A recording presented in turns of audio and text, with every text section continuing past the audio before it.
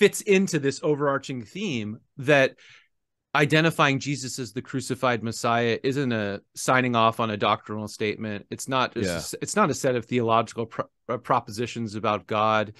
You know, it's really easy actually to pray a prayer and say, yeah, I really suck. I deserve to go to the bad place. I'd like to go to the good place, please. Yeah. You know, until you realize that the good place is the bad place. If any of you have seen that show. Yeah, totally. I love that show. Oh, it's so brilliant. It's so good. Another subversion. Another subversion. Right. Oh gosh, when Maya Rudolph was the judge, that was just took it to a new level. There were so many facets to that show. Yeah. But anyway, I love it. I loved it. I loved that guy was a Jaguars fan and he was obsessed with Blake Bortles. Like, it was just like, there was just so much that was good about that show. Talk about minor characters. I talk about minor characters. But yeah, awesome. It's I mean, Mark is trying to say, like, when you put your lives in the you put your life in the hand of the life giver, right? So you're not losing your life, you're gaining true life. But this is going to be a complete new way of seeing the world. This is going to be walking into a new creational way of living that's going to bring extreme hostility from the current system of the world. I mean, that's why Jesus goes to the cross. But this is going to be a whole new way of seeing the world. So that the central, it might get you killed. And it might get you killed. Like, the center revelation of the story, Jesus is the crucified Messiah. And Mark's not giving that to us as a piece of information. He's saying Jesus is the crucified Messiah. Go think about what that means. Go think about what that means. Meditate on what that means. Got very Pauline in a way. And Paul's very Markan.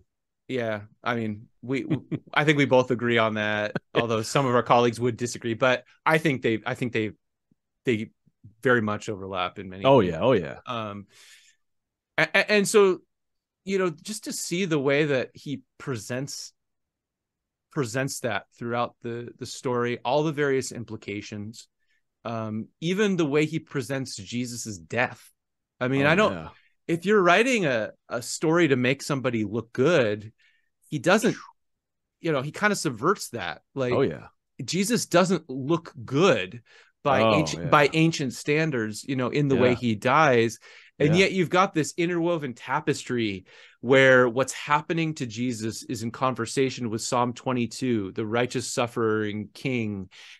Jesus's final words are the opening words of Psalm 22. So you also have the struggle that Jesus himself goes through to live out the message that he's preaching, right? The way of the cross is the struggle of what the way of the cross is lived out in Jesus's own life. The Garden of Gethsemane, you know, praying, Father, take this cup from me, but not my will, your will be done. Well, the only other time that shows up in the narrative is when Jesus is talking about what it means to be his people, his family. Whoever does the will of God is my mother, my brother, my sister. So that's our that's our family identity. We are those who do the will of God, inhabit the way of the cross. And Mark doesn't hold back from that. The implications of that, the struggle of Jesus, the struggle in the way that Jesus goes, the way that he cries out. And so I see also with Jesus's struggle, a pattern for how we can be faithful disciples. And I see God's very self-identification with us in co-suffering and in struggling in evil, right? Like, Jesus's cry from the cross for me is God's identification with everybody who's ever been mistreated, suffered injustice, who's had evil and chaos, you know, imposed upon them in various ways. Jesus takes that on in the cross.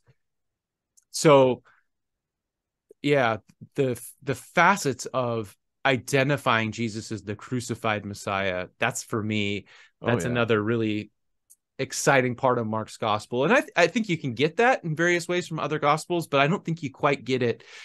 No, it's not so in your face. The volume isn't turned up as much as it is in Mark in this way. And I just think we need that as, I mean, that not only does it preach well, it's just part of daily life, being a Christian. So